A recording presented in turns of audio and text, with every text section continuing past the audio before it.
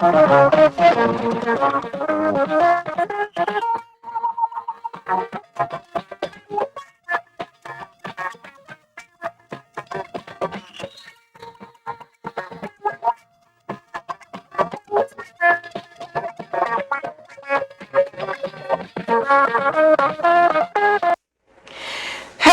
a warm welcome, and many thanks for joining us. It's time for Newsline, and we have a long list of human interest stories. I am Jennifer Igwe. The ugly trend of human trafficking keeps rearing its unfortunate head despite efforts to put a stop to it. From threats, deceptions, coercive means, and false hope of a better life, Nigerians keep falling victims. More worrisome is when underage persons are involved. We have a story on this and how the victims were rescued. Then some Nigerians, however, weren't able to rescue their belongings when catastrophic flooding hit them. For those 11 communities in Edu local government area of Kwara State, life may never be the same. Stay tuned for more on this. And we have an update on the case of a female police officer who was allegedly assaulted by human rights activists and won vast and legal protocols. Now, talking about protocols, there is a lot to learn from the British protocols and tradition as Queen Elizabeth II followed the steps of her forebearers. Interesting stories lined up, you see. So let's start with the news segment, though. Claire Adelabu Abdurazak in Abuja is on cue. Claire, nice to see you. And it just came to my mind, soon we won't be speaking Queen's English, it will be King's English. Jennifer, all right. One of the enduring protocols of Queen Elizabeth is that greetings shouldn't go beyond handshake. And since I cannot give you a handshake, I'll just get on with the news, and we'll do that behind the cameras. Welcome to Abuja. President Muhammadu Buhari has commended Nigerians living in the United States for their exemplary roles they are playing in their different areas of endeavor, urging them to continue in that line to earn the respect of their hosts. Speaking at the town hall meeting with Nigerians in the diaspora in New York, the president described as pleasing many have either been elected or appointed into various responsible and competitive positions in the United States. And here is our State House correspondent, Adamu Sambo, with this report.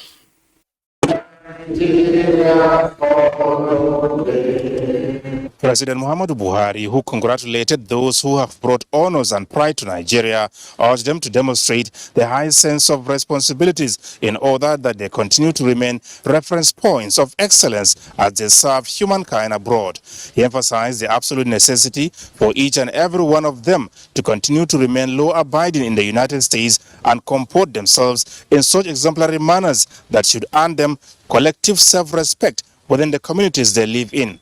The president said the Nigerians in Diaspora Commission was created by his administration to serve as a bridge between them and the country, with the expectation that they will give back to Nigeria some of their resources, talents, skills, and global exposure for national development. He described as welcoming and impactful diaspora remittances, which stood at $20 billion in 2021, an amount 4 times the foreign direct investment in the same period, as well as their investments in various sectors of the Nigerian economy.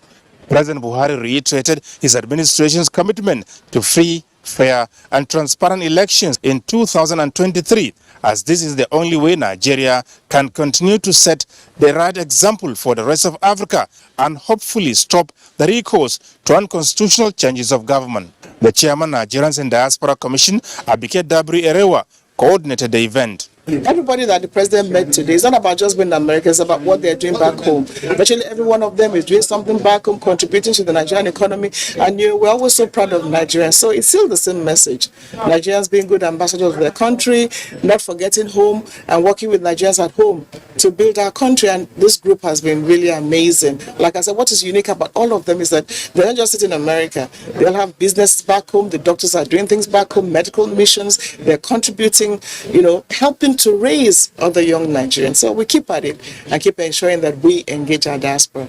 The representatives of Nigerians in the U.S. who visited the president were made up of those who made their marks in various fields of endeavor. From New York, Adamu Sambu, NTA News. And back home, the indivisibility of Nigerian state is a divine creation that cannot be subdued by any force. Now, that message resonated at the interdenominational church service in commemoration of Nigeria's 62nd independence. Omenka Amarachuku reports.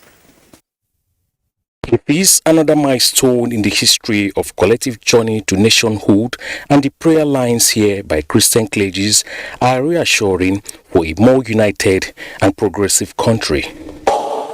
Let us not be weary in praying to our Lord to rescue Nigeria from the hands of the wicked. Together,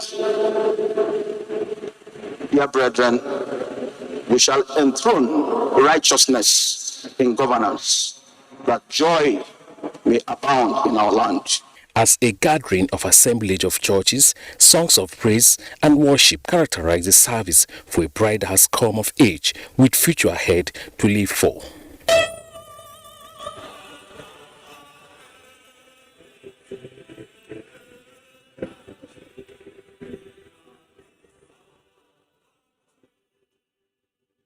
Vice President Yemi Oshibajo, Secretary to the Government of the Federation, and the Armed Forces community say Nigeria has come to stay and its challenges are surmountable.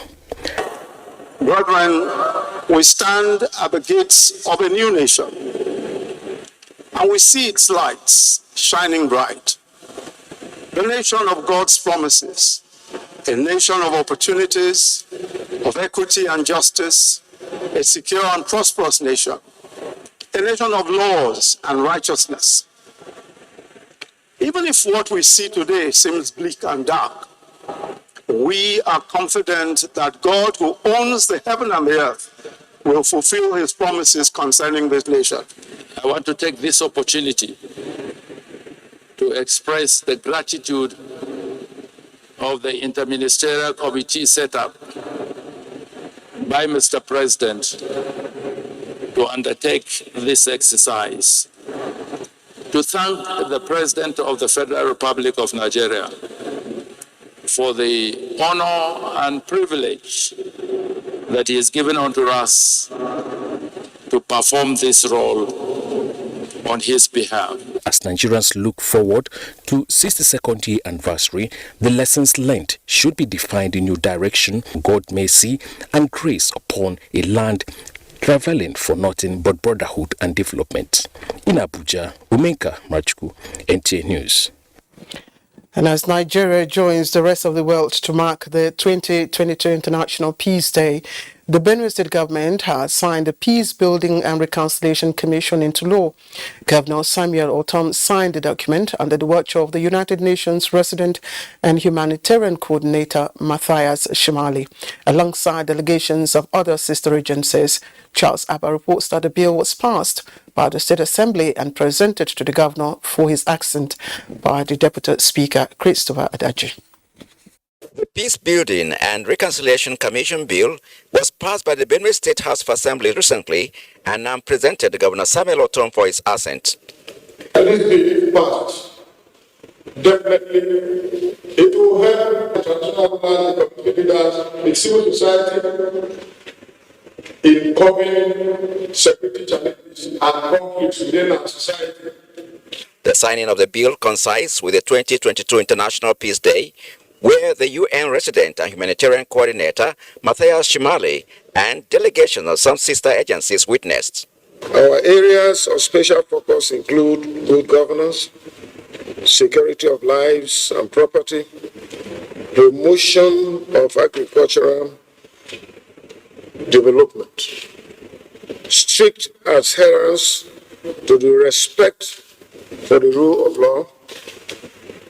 Governor Tom explained that the signing of the Peace Building and Reconciliation Commission bill would mitigate the insecurity and other crises in the state. He, however, added that the act does not negate the existence and efficacy of the Benue State Open Grazing and Ranches Establishment Law and other related matters.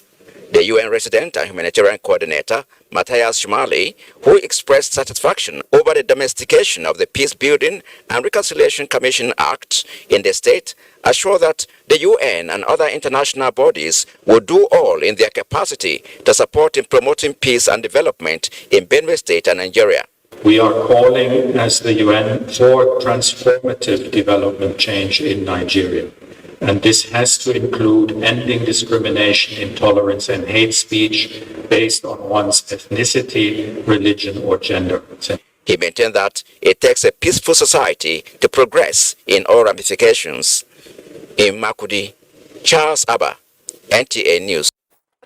The hospitality and tourism industry in Nigeria is training 37 supervisors drawn from the 36 states and the FCT on food hygiene and safety standards in Abuja. Facilitator of the program, the Institute of Tourism Professionals of Nigeria, says the exercise is to ensure that the supervisors are well equipped to conduct food safety measures for the federal government homegrown school feeding program. And we are training one per state to start with. We're going to escalate up to train more in every state of the federation, including the FCT.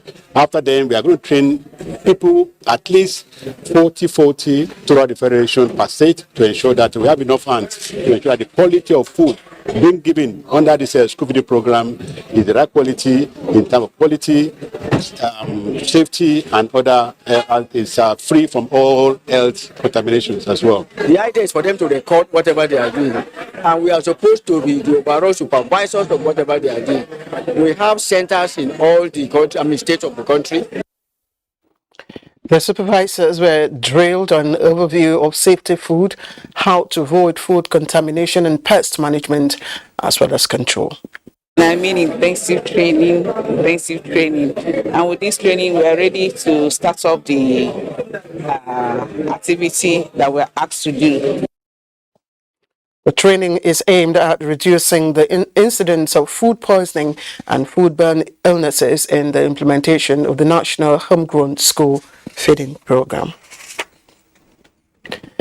Now, world record holder in the 100 meters hurdles, Toby Amusa, has donated 1 million naira to support sports development in her alma mater, Our Lady of Apostles Secondary School, Ijebuode, to encourage the discovery and grooming of talents in athletics and other sports. Correspondent Joel Bukbola reports that the annual inter-house sports of the school will now be known as Toby Amusa Inter-House Sports Competition in honor of the old student.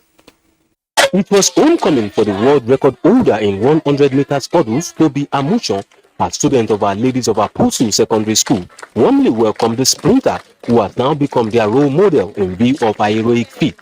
The highly enthusiastic students were all eager to catch a glimpse of the old student whose presence seeks to awaken the sleeping giants in them. The principal of the junior and senior schools of Olas and other speakers at the event congratulated her for her numerous records, which has made Nigeria a force to be reckoned with. They urged the student to follow her footsteps by making the nation proud. For Toby Amusa, it is an honor to be back to the school that nurtured her talents. To further demonstrate her support for sport development, Toby donated 1 million naira to support the school sport foundation. There's little to nothing they can actually do if there's no, talents to be groomed. But, I'm pretty sure there's a lot of talents hidden here in the school. And, with the little token I'm able to donate, we can actually find the next Toby and maybe many more Tobys. So, yeah. The school sport team officially decorated her with their medal, while the school prefects demonstrated their excitement in a special presentation.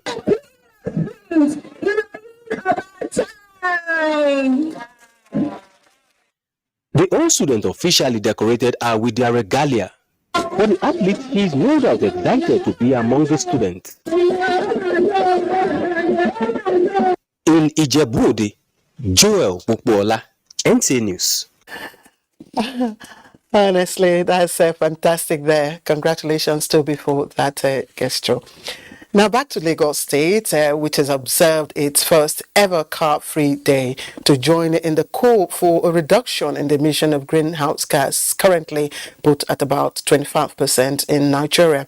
Now, Commissioner for Transportation Frederick Oladende said this is pertinent, going by the climate change reports. Here is Olabode Salami with the reports. The metropolitan city of Lagos, with over 20 million people, daily records high volume of vehicular movement for various activities. As the numbers keep increasing, likewise is the health hazard and the unforeseen threats emission from cars cause to global warming.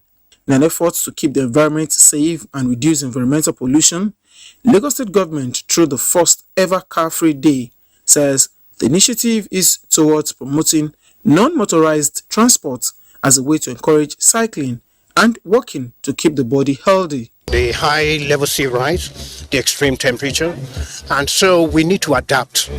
And one of the ways of adapting to the climate change that we're experiencing right now, let's rely less on our cars and then more on public transport and non-motorized transport, so that we can begin to reduce the amount of greenhouse gas that we're emitting, especially in the transport sector. While the day was marked with the presence of various cyclists navigating around the Alausa-Ikeja Governor's Office Road through Mobolaji Johnson Avenue, pupils from different schools took advantage of the period to engage in an exercise. So we're super excited about a day like this because it shows government's dedication and commitment to its non-motorized transport policy. Like the commissioner said, it's just the beginning. We're going to have this annually going forward. Lagosians are encouraged to adopt the Crown Core to maintain a clean environment devoid of all forms of pollution. In Lagos, Abolade Salami, NTA News. And Ma'ruf, the Arabic word for goodwill, is gaining ground and transforming lives within and beyond Yobe State. Well, thanks to the Ma'ruf Foundation, which is an initiative of the wife of Governor of the state, Hafsat Kolore Buni, who recently launched an appeal fund in Abuja. It was aimed at taking children off the streets and into the classrooms. Najato Tijani tells us more. Standing shoulder to shoulder for a common cause, these key players, including traditional leaders, are united against the pressing issue of the moment. Out-of-school children. They are victims of insurgencies, all these Boko Haram. I don't like the way children are being used as weapons of destruction instead of leaders of tomorrow. Yobe State has an estimated 57% of out-of-school or street children, one of the highest in the country. But with the launch of an appeal fund by Ma'ruf Foundation, headed by the wife of the Yobe State governor, that statistic is about to reduce as the project plans on transforming the lives of more than 30,000 pupils and teachers across various Yobe communities. My hope is to see no child on the street, is to see no child hungry, is to see every child in school so that we prosper. It has brought so many joy to my life. At least I'm into sports, which can take children out of drugs and other social vices. So it's a laudable initiative in the sense that somebody is going to take off at least some of these children off the streets and engage them, empower them. So that the people of Yobe State can be able to have a platform to have good quality education, which falls with the SDG 4. If the society is educated, there's going to be improvement, there's going to be everything, there's going to be peace, people would have things doing. So if you want to secure your future, you have to educate your children. As various key players pledge more support, the foundation is calling on well-meaning Nigerians to ensure they will be taken off the streets and into the classroom. Najaa Tutijani, NTA News.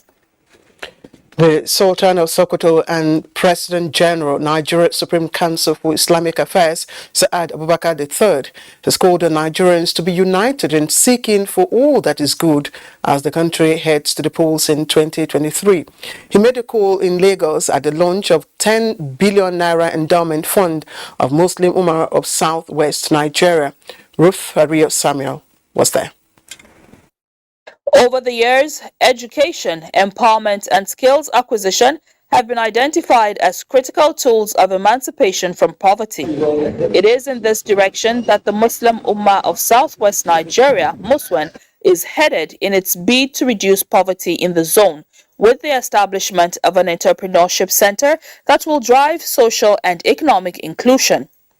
While noting that there can be unity without uniformity, the Sultan of Sokoto, Alhaji Saad Abubakar, called on Nigerians to always look out for one another. Whatever success Muslim gets is the Muslim Ummah in Nigeria that is getting that success. Because we believe wherever a Muslim is developed, is happy, is peaceful, is another Muslim somewhere who is also happy and peaceful. Deputy Governor of Lagos State, Obafemi Hamzat, said Muswen should use the proposed facility to unite the country. It's a good initiative, and hopefully we create access or ability for our youth to have some of the things that are actually missing today. Access to finance, education, and of course health services. The essence is to implement some projects and programs of Muslim. Including the establishment of world-class entrepreneurship development center. In a brief sermon, Imam Abdurrahman Ahmed admonished the Ummah to have at the back of their minds the promise of paradise which Allah gave to those who generously support good works. I'm making you an offer. That's Allah subhanahu wa ta'ala telling you and I, shall I make you an offer? That offer will save you from the punishments and the troubles of the life of this world and the hereafter. Established in 2008, Muswen is a faith-based non-governmental organization established as a credible platform of engagement among Muslims in southwest Nigeria. In Lagos, Ruth Ario Samuel, NTA News. And less than a week after the Nigerian Immigration Service Kebbi State Command intercepted and handed over a 13-year-old girl victim of human trafficking to the National Agency for Prohibition of Trafficking in Persons, who was intercepted on her way to Libya, the command has yet again intercepted 3 more female victims, also on their way to Libya. Here is Usman Abdullahi Shehu with the report.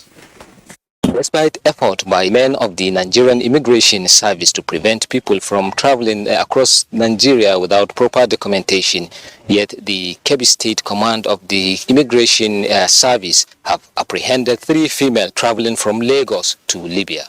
This is the story of a 13-year-old lady named Adedonyi Awoyemi, a mother of 6, and a 25-year-old Khadijat Babalola, together with Risikat Ganiyu, 16-year-old, who were recently intercepted by the operatives of the Nigerian Immigration Service Kebbi State Command in Yauri local government, traveling from Lagos State to Sokoto State on their way to Libya. Apparently unaware of the dangers that lies ahead, Adedonyi and Khadijat narrated that they were traveling to the foreign country in search of a fortune.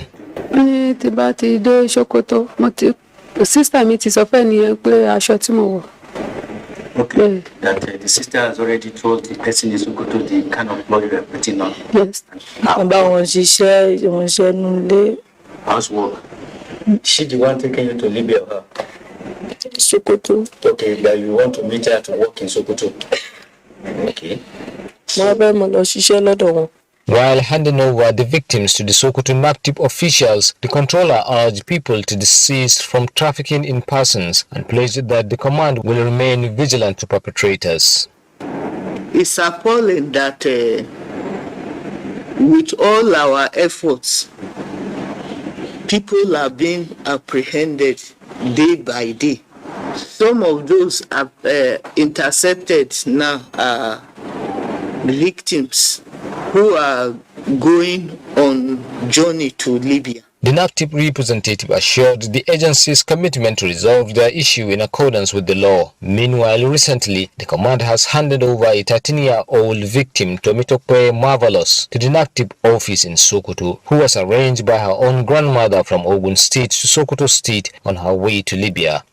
Usman Abdullahi Shehu, NTA News. All right, let's pause now and join our sports desk for sports update with Cynthia Ogun. Super Eagles assistant captain William Troost Ekong has been ruled out of the international friendly game against Algeria on Tuesday, September 27.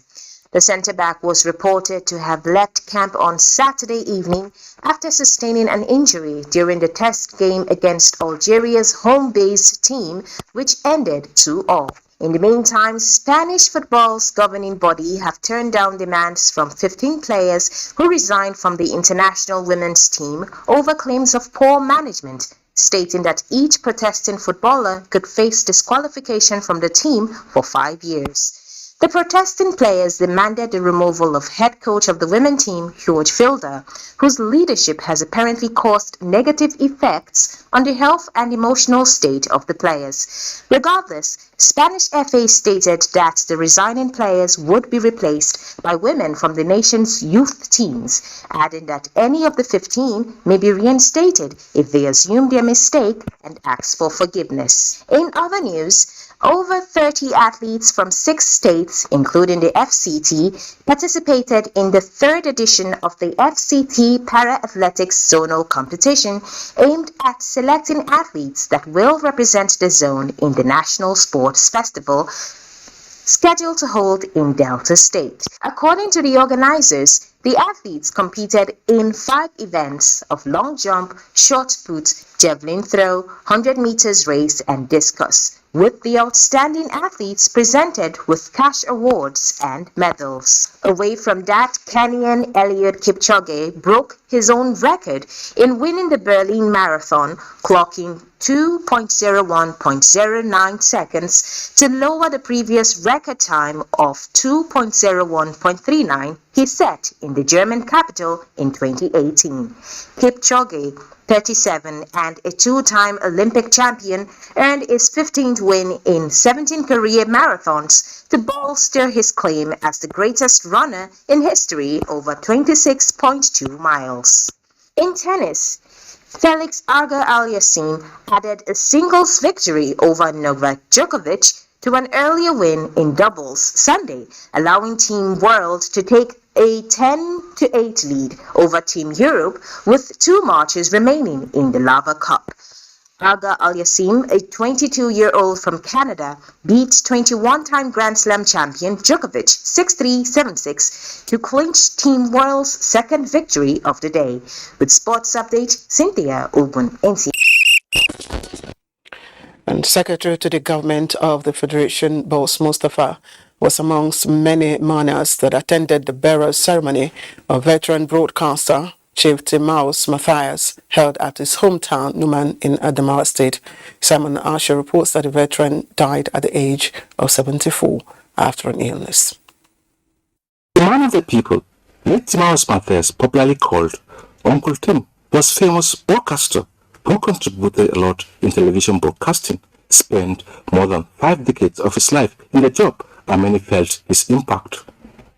His hometown, Numan, received mourners from different walks of life, including Secretary to the Government of the Federation, Boss Mustafa, to bid farewell to the veteran broadcaster, exemplifying from the 1st, 2nd, and 3rd readings from Revelation chapter 14, verse 13, 1 Corinthians 15, verse 12 to 9, Psalms 91, Bishop Peter Makanto, while praying for the family, call on Christians to always stand firm in the word of God, as death is inevitable.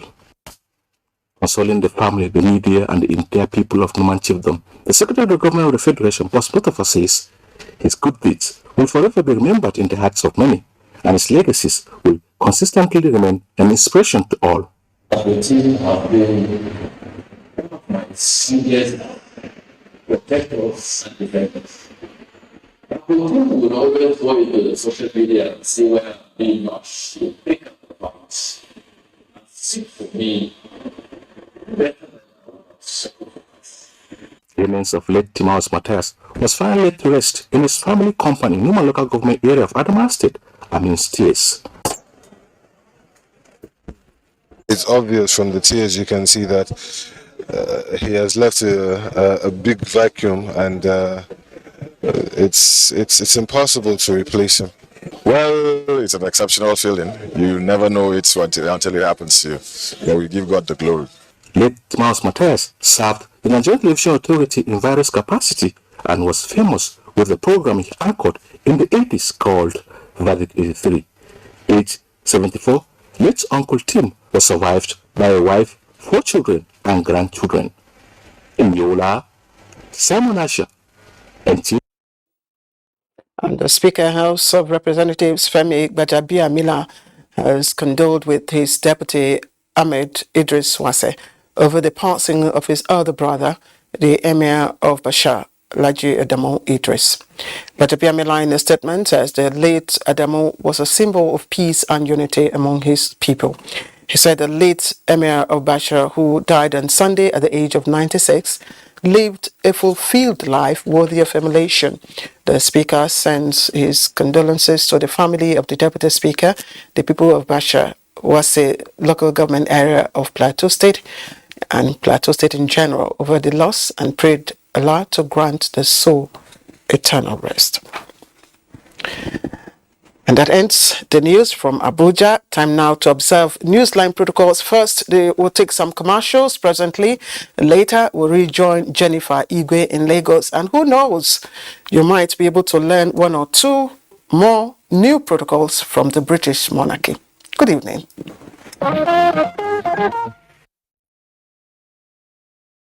Welcome back. Now, what was almost a wretched case and seemingly hopeless situation turned to a happy ending as Prosper, who was declared Mason, reunited with his family 2 years after. Ebinimi Zitimiyola takes us through. It was in the year 2020 that little Prosper, then 7, and his twin sister accompanied their mother, a petty trader, to the popular Kwansha Saturday market in Yenagwa, Bayoso State. She had gone to the market that day in the hope to make an ample amount of sales to support her family. But little did she know that her son will on that day be separated from her and his twin sibling for 2 years against his will. I now gave him pure water. Then that time, I don't know whether the boy go back to the under the table. But let me say, after 10 minutes, his twin sister came to me and said, "Mommy, you want to eat afternoon food?" And I bought them the bread and the bobo. It was that time that the twin sister asked. I said, "Check under the table, your brother is there." His sister bent down and asked me, "Mommy, my brother is not there." 7-year-old Prosper was said to have been forcefully adopted by a woman who posed as a reverend sister in Port Harcourt and was later taken to Lagos and then Owerri in Imo State. But what I know is that police people entered to the camp and destroyed the whole place and took them because they are about 16 in number. Over 2 years of physical, mental and emotional trauma, when all hope seems to be lost, then came light at the end of the tunnel. Prosper, alongside other adopted children, were rescued from the camp in Rivers State by the police. Though the woman was annoyed, but God just removed that evil act, not for her to kill him. I thank God for that. The return of Prosper after 2 years erupted neighbors, traders in Kwansha market into wild jubilations, and joy unspeakable overtook everyone.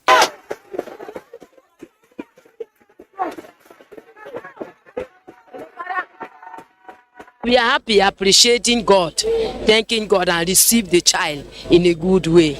But now we see the boy, then bring the boy back, so we jubilate. After 2 years, because say Ejima, that's our belief of Ejima. So that's me, I born Ejima. So anybody who born Ejima not a loss.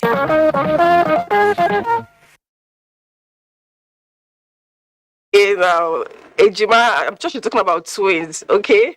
Very interesting. We thank God for the awesome reunion. Parents, please be very careful with your children. The days are evil. Now to another kind of rescue. Gordy, a 10-year-old boy, has been rescued from his biological father and stepmother over domestic violence. Timini Priye Ohia reports that Gordy has been in chains for over 2 months on allegations of wizardry. Gordon Simon, a 10-year-old boy from Ogbea local government area of Bayelsa State, has been rescued from his father and stepmother, who was chained to a pole over allegation of wizardry that has caused misfortune to them. Neighbors at the Wally Street, Okutukutu area of Bayelsa State, where the incident occurred, said the ill treatment had been going on for over 2 months. Since last month, sometimes when we sleep for room, because our room, they relocate, when we face, they look in door there, they see I'm from my room to a place. So many times, we hear when they begin, they cry from 1 o'clock, sometimes 12 o'clock, go cry till daybreak. When I come from work, hear the news say, one of my neighbor, Shane, his son, we said, now, yeah, but when I come later find out, me, I don't even know, because not everything will happen for neighborhood, now you go know everything. Everybody get your own family matter. The news of Gordy in chains filtered in. Sensitization on these issues of witchcraft and the like. So I am urging NGOs, CSOs, and government agencies to be able to put hands together. Let's do a kind of sensitization. We're going to support what Star Safety Initiative and Foreman they are already doing to ensure that the perpetrators are charged to courts. I will also ensure that we will give the child some form of psychosocial support. Religion is a big problem in this part of the world. It's a problem in Africa. And I want to say sorry to the child. That's a clear case of abuse, mental abuse, psychological abuse, physical abuse. Police Public Relations Officer at Bayelsa State Police Command, Asenim Boswat, disclosed that the boy has been rescued. We were able to rescue the boy. And from our findings, they were alleging that the boy is behaving abnormally and if is involved in some kind of secret activities. The accused father, identified as Simon Afrebo, and stepmother at the moment are at large.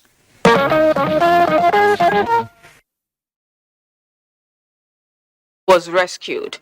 Whatever happened to parental love and care? Imagine him in chains for over 2 months. And why am I thinking something about stepmom and children? Okay, I don't want to go there. Our next report is a case of abuse of power and personality. The story of a professor, a barrister, and a human rights activist who trended last week as one who allegedly violated the same values she is known to uphold.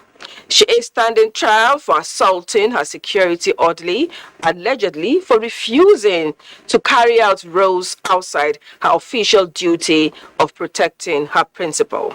Security correspondent Francis Form goes beyond the news trend and now brings us the facts of the matter. This is female Inspector Teju Moses of the Nigeria Police Force, whose responsibility is to protect Professor Zainab Duke Abiola, a human rights activist, in her pool of blood.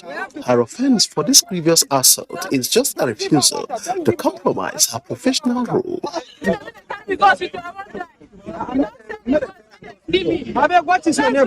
But this one goes beyond the issue of beating someone. Beating a police officer in uniform, it's a criminal offense that is a serious assault on this woman. The residence of the human rights activist who allegedly assaulted Inspector Teju Moses and the venue of the incident currently under lock and key. Efforts to speak to her neighbors were unsuccessful. However, some Nigerians shared their views on the matter. That's even unethical. She's not meant to open the gate for you. You have a security guard, don't you? Then use the security guard. But then the professor went too far. I'm not expecting anybody to touch an officer when he's putting on the uniform. There should be dignity. It's when you go to foreign countries, they respect their personnel. You understand? They respect that even when they pay. What you see that when they pay tax, the tax they pay is not equivalent to us that are not on uniform. You understand? They regard them. When they go to the airport, they give them way. They respect them. An exalted officer like an inspector being beaten by thugs.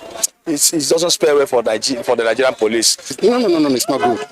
Beating him, they say that blood, rushing from your body. It's not good.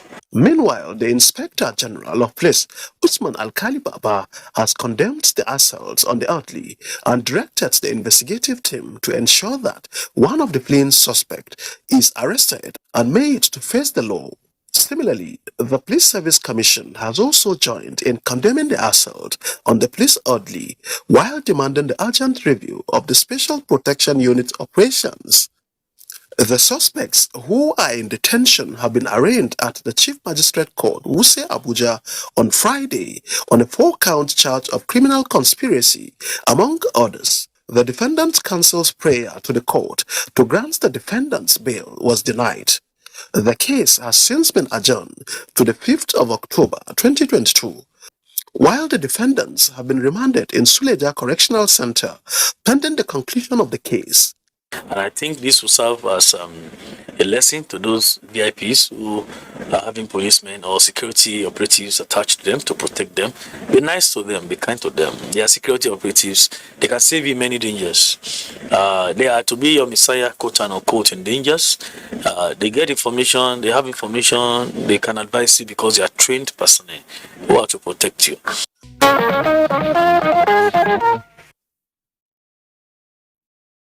And I like the aspect of them, they can be your messiah. I mean, just think about it. If that orderly had reacted by defending herself as a trained police officer, many of us, yes, you and I, would have been shouting police brutality. Now you see. Let's take a break. Newsline will continue shortly.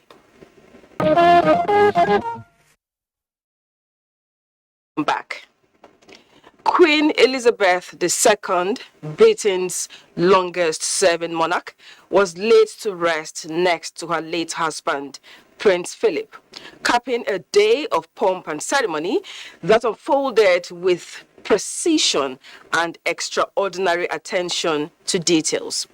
Justin Bemunye brings details on how the late monarch's coffin traveled from Westminster Hall to Wellington Arch and to her final resting place, Windsor Castle, for her state funeral.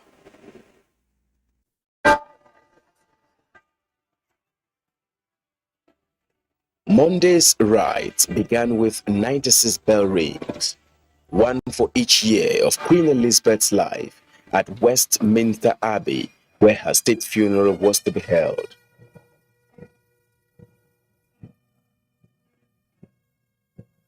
More than 90 world leaders, representatives from dozens of royal families and members of the House of Windsor, including the Queen's great-grandchildren, George and Charlotte, attended a large initial service, which was followed by a procession to Windsor Castle along a route lined with dense crowds. She was carried to the Abbey on the state gun carriage of the Royal Navy, drawn by 142 sailors. The carriage was last seen in 1979 for the funeral of Prince Philip's uncle, Lord Mountbatten, and was used for the Queen's father, George VI, in 1952. The Queen's coffin was topped with the royal standard, the imperial state crown, the sovereign's orb and scepter, and a wreath made up of flowers and foliage chosen by the king, picked from Buckingham Palace and the king's homes of Clarence House and Highgrove. The route was lined by the Royal Navy and Royal Marines, and a guard of honor stood in Parliament Square made up of 3 military services accompanied by a Royal Marines band. The Queen's lifelong sense of duty was remembered at her state funeral service attended by 2,000 guests at Westminster Abbey. And after the service, which was conducted by the Dean of Westminster, with the Archbishop of Canterbury giving the sermon, the Queen's coffin was then drawn in a walking procession from Westminster Abbey to Wellington Arch at London's Hyde Park corner. Later on, the hearse arrived in Windsor and continued in walking procession up Windsor Castle's long walk, and finally at St. George's Chapel for a committal service. Queen Elizabeth II's corgis, Muik and Sandy, were brought outside Windsor Castle ahead of the arrival of her coffin. And the horse, Emma, her fell pony, was also waiting. St. George's Chapel is the church regularly chosen by the royal family for weddings, christenings, and funerals. It is where the Duke and Duchess of Sussex, Prince Harry and Meghan, were married in 2018, and where the Queen's late husband, Prince Philip's funeral was held. Attended by a smaller, more personal congregation of about 800 guests, the committal service was conducted by Dean of Windsor, David Corner. The service, whose congregation was largely made up of current and former staff from the Queen's household and private estates, included traditions symbolizing the end of her reign. The emperor's state crown and the sovereign's orb and scepter were removed from the top of the coffin by the crown jeweler, separating the Queen from her crown for the final time.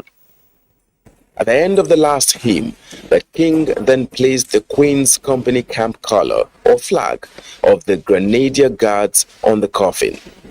The Grenadier Guards are the most senior of the foot guards carrying out ceremonial duties for the monarch. At the same time, the Lord Chamberlain, former MI5 chief, Baron Parker, broke his wand of office and placed it on the coffin. The Queen was then lowered into the royal vault, and the sovereign's piper played before a blessing and the singing of God Save the King. Buckingham Palace said the performance by the piper at Windsor was something the Queen had personally requested.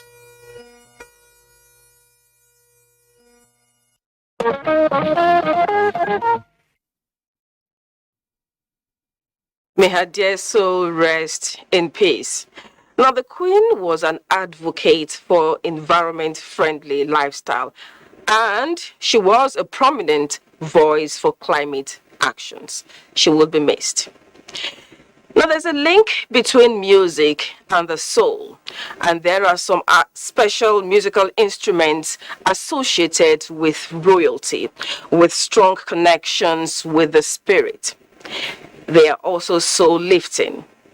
In this report, Adebola Brooklyn takes a look at the significance of pipers in the UK royal household and the equivalent in Nigeria known as kakaki. Music is ancient, rich, and as diverse as the innumerable tribes and people that make up the globe. Nosediving into the United Kingdom, where Pipe Major Scott Medvin, the piper who woke up the Queen every morning, placed her to rest when the coffin was lowered into the royal vaults beneath St. George's Chapel at Windsor Castle. Scott Medvin is the sovereign piper of the late monarch for 4 years. He played the bagpipe for every ceremony, including official visits by world leaders. Scott Medvin said bagpipe usually brings out the humor and humanity in the late Queen, just as David was doing for King Saul in biblical accounts. She didn't act like a boss. She acted like a caring woman. And that's the core thing for me. And from the colonial master to the colony, kakaki is the musical instrument that can be likened to the bagpipe. Traditionally, it is played in Nigeria, Chad, Burkina Faso, and Cameroon. This culture is started from during Moses. People of Egypt, they bring kakaki and some gift to the king of Egypt before, and bringing some animals to him. It's a gift that they brought to him. So it's from that place, it's from that time the kakaki started. In Igbo and my brother, we have what we call oja. Oja is the same thing with kakaki. When you begin to do it, begin to praise the king with that what we call oja. We blow it when the king is coming. He begin to say, it is well with you, my son. This one and the other one. And he does it from his heart because of that praise. My biblical knowledge of the relationship between David and Saul led me to Dr. Femi Lanre-Oke, a clergyman. Each time David played, the demonic power oppressing Saul disappears because God himself inhabits the praises of his people. When the presence of God is available, no demon can stand in that place. Dr. Femi Lanre-Oke strongly recommended this unique instrument that is associated with royalty. And of course, music that is pleasant to the soul, not music that is destructive, not music that motivates against the will of God or the plan of God. Kakaki makes greeting fit for royalty, played at official ceremonies for emirs, sultans, and kings. The king feels elated, he feels alert, he feels regal, he feels noble, he feels that he is really the king. It reminds him that you are in the palace and you hold the throne in trust for the people as the custodian of the culture and tradition of the people. Like we have the Yoruba culture, that before the king wakes up, some people are singing and praising, eulogizing him, so that when he wakes up with a sound mind. The king is expected to be someone who is troubled. The kakaki doesn't blow for the district head or bloodshed. It's only for the chief, first class, second class, third class. Call it piper, kakaki, or oja. The instrument has a uniqueness of being associated with power and authority. Though civilization is fast eroding some traditions the world over, the significant pipe, kakaki, or oja, in the life of a monarch will continue to stand the test of time, even in the developed culture like Great Britain.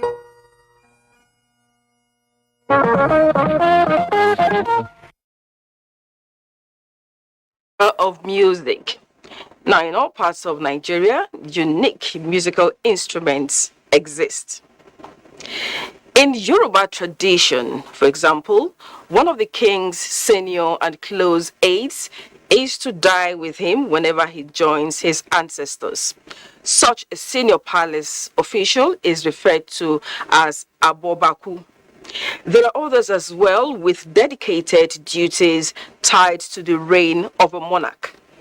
In this report, Adebola Brookslin takes a look at the roles and responsibility of Lord Chamberlain Baron Parker, who was Queen Elizabeth II's most senior aide, and what becomes of him as the Queen is laid to rest in the United Kingdom.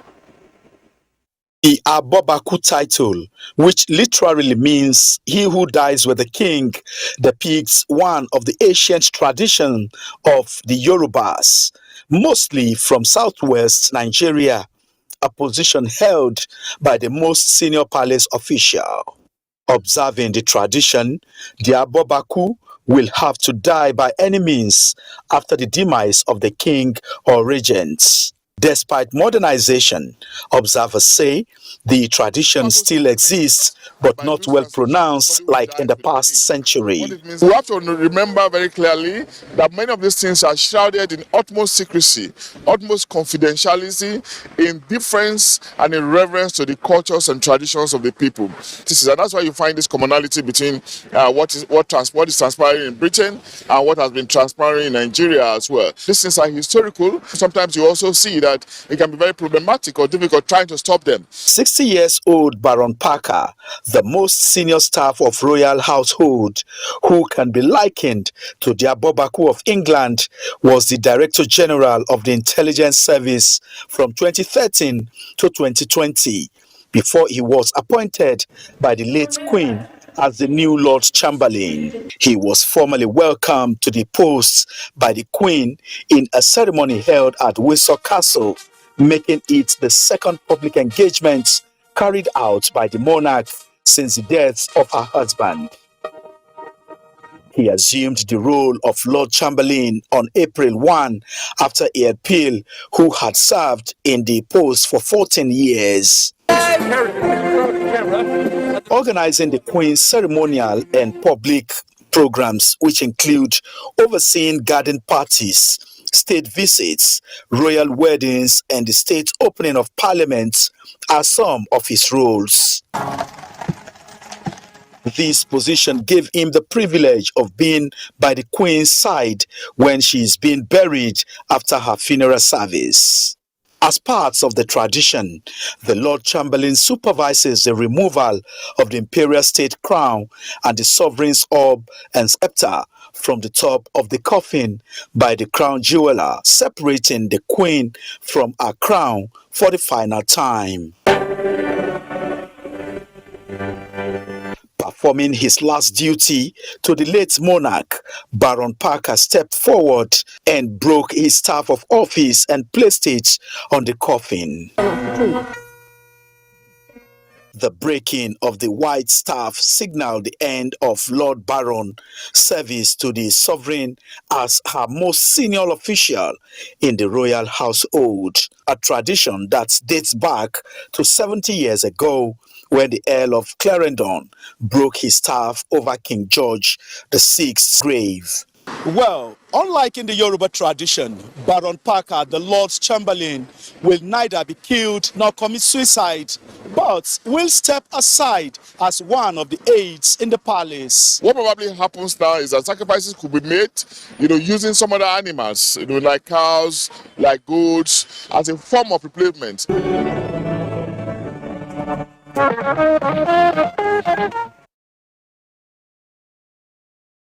Interesting culture and traditions, and it must have been quite special for many who witnessed this ceremony. Now, September 2022 will be one unforgettable month for 11 communities in Songa Emirate, Idu local government area of Kwara State, because a ravaging flood carted away their source of livelihoods and displaced thousands of residents. Olajide Bello, who visited the affected areas, brought back the pathetic plights of the communities. What used to be hectares of rice and maize farms, which served as a source of livelihood to the people, is all gone. One of the victims, Umar Usman, showed me where his rice farm used to be. Water everywhere with little to drink. This is the remains of almost 9 communities in Songa Emirate in Edu local government area of Kwara State. According to some indigents, it is an annual occurrence that not only destroys investments but also displaces residents. Now, what is the way forward? Well, the way forward is the federal government to come to the assistance of the community by erecting permanent structure for these people. For NTA News to get first-hand assessment, we embarked on a boat ride through Yimagi, Peleji, Matako, Patarinji, Banfita, Gudu, Kachegi, Kusagi, and terminated at Tada. The over 5 hours ride was not a pleasant experience as most of the communities had been submerged. The Emir of Shunga, Dr. Haliru Yahya, while commiserating with the affected communities, ruled out some steps that can prevent the devastating effect of the annual flood. The most important thing now is how to resettle them and the resources to resettle them in a meaningful manner. We appeal to government, federal government, state and federal government to see what they can do. Formerly, I can travel from Shunga to Lokoja, to Onisha, to River Niger. But today we can't do it again. Why place? Because it had filled up with the sand and grass. Ganadogo, Kochegi, Patako, and Yimagi. If you look at those areas, they used to have a high production of rice. Dredging of the Niger River was a part of the suggestions made by the community that this will go a long way to reducing the annual flooding experienced along this area.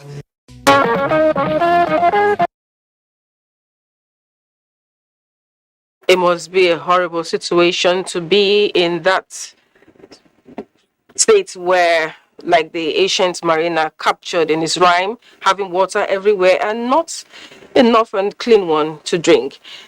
But it's very important for us to think about local adaptation and mitigation mechanisms. Very important. It is also important for us to take our next break. We'll be back.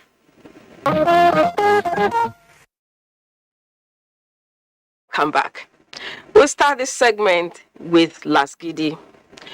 For a Lagosian, the regular traffic situation is normal, but it is certainly the opposite for a visitor. Correspondent Oyinayaka Loka, who was in Lagos recently, has an unpleasant story to tell.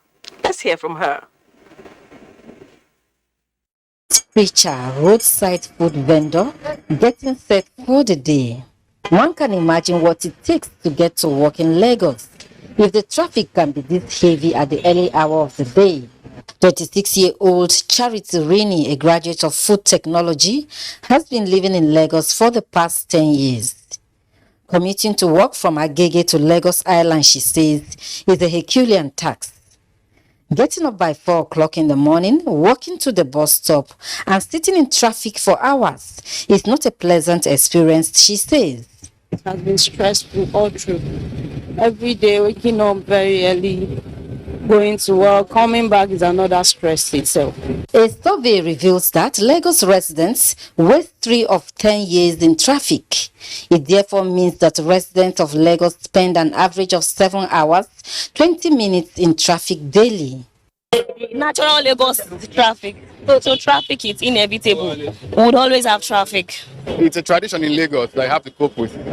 Yeah, so it's been nice, it's been good. This situation is in almost all parts of Lagos. A visit to Oshodi reveals more about this challenge. This is Oshodi, one of the busiest places in Lagos.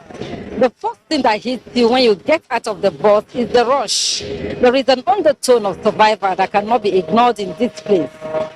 It is a life of adventure in Oshodi, with vehicular and human traffic. From the pepper seller to other traders, it is survival of the fittest.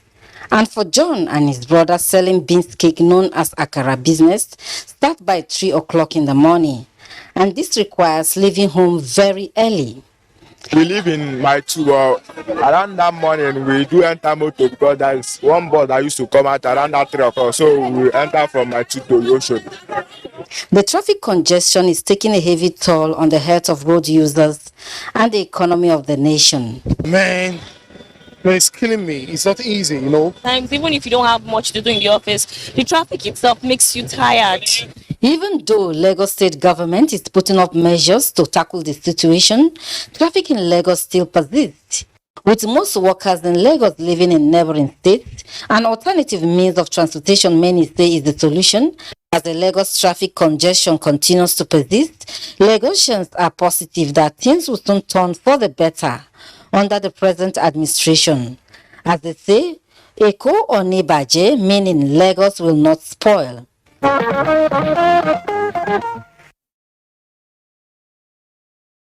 Okay, Eko Onibaje. See me smiling. Now we get those of the traffic jam daily, and we have developed a special kind of shock absorber, because honestly it can be very frustrating, and sometimes when you leave your house as early as 5 a.m. you still meet the gridlock. But we're hopeful it will get better. I wonder if there is anyone who appreciates the traffic situation in Lagos. And it is what Lagos is somehow noted for. Interestingly, Are you aware that human factors are also responsible for such persistent traffic jams? Now, the state government is saying no more leniency for road traffic offenders. The outcome of that?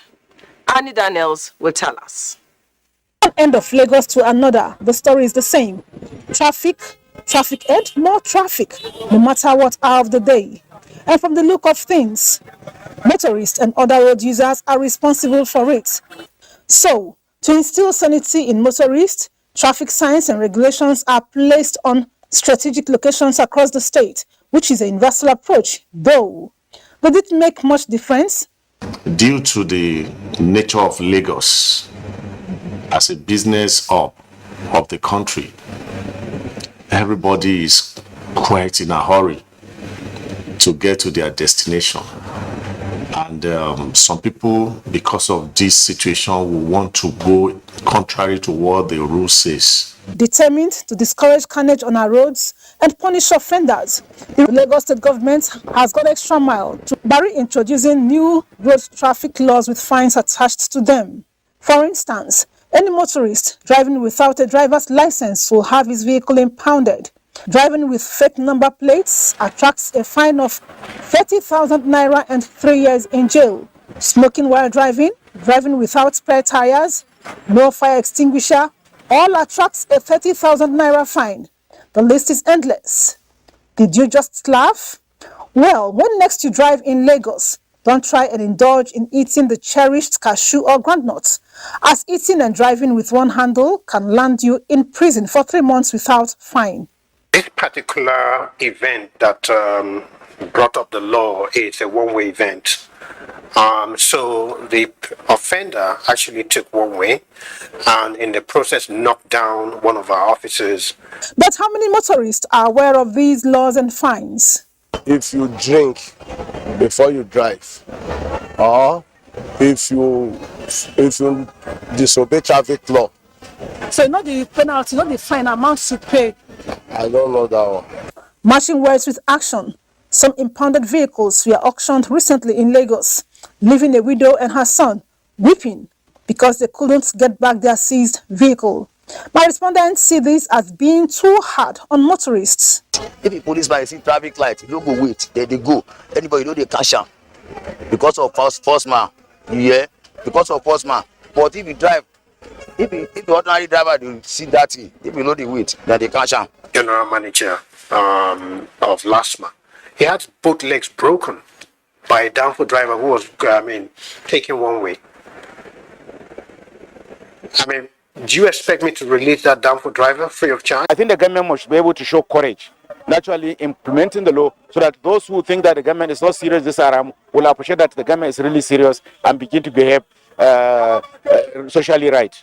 And for these respondents, motorists may find it difficult to obey the road traffic laws for obvious reasons. Law enforcement agents should not hide under the guise of not sensitizing the people, because at times you see the law enforcement agent will be sitting here, somebody is trying to commit the offense, they will not ask him to don't do this, they will allow him to, then they will come and catch him.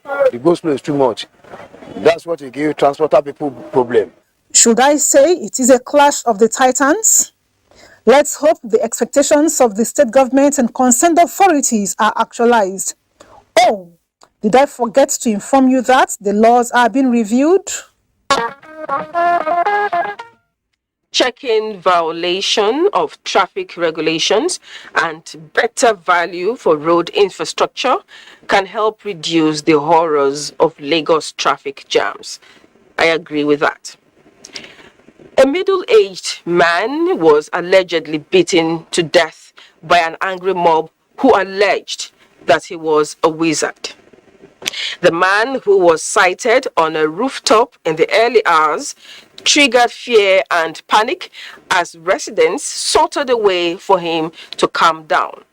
Gibbs Ogbe can place the report. Agunamaipie community is said to have been enjoying relative peace up until the unfortunate incident that occurred during the early hours of Wednesday that led to fear, panic and rancor within the community. Narrating the incident, the paramount ruler of Agudamaipie community is Royal Highness Gospel Titus Akpo said the middle-aged man was spotted at the top of a two-story building within the area, naked with a rod in his hand. At the morning hours of Wednesday, angry residents who tried to get him down from the rooftop as the said man engaged in fierce fight with them, which led to his death. Who are still going in, crowd at the point. People with leather, even leather too, we cannot climb because the man is ready to take any action against anybody. So, and I left not quite 30 minutes. He came and told me that the man has come down. He was brutally handled by the crowd, and the police immediately they picked the cuffs and they left. The bid to bring him down, he was, flying from one roof to the other. At the end of the day, he was able to touch the ground, and quite unfortunate that he lost his life. Responding to the incident, the police public relations officer Aslim Boswat registered the command displeasure over the incident, stating that the law does not allow for any act of jungle justice. Well, the Commissioner of Police, Bayelsa State Police Command, CP Ben Neboris Akolo, has condemned in strong terms the act of some irate youths from the Agudamaipie community that allegedly lynched a man to death on allegation of witchcraft. Our team of forensic analysts at the State Criminal Investigation Department subjecting that footage to forensic analysis. We will use it to identify the perpetrators of this action, and the command will deal with the case decisively. The body of the deceased has since been evacuated by the police.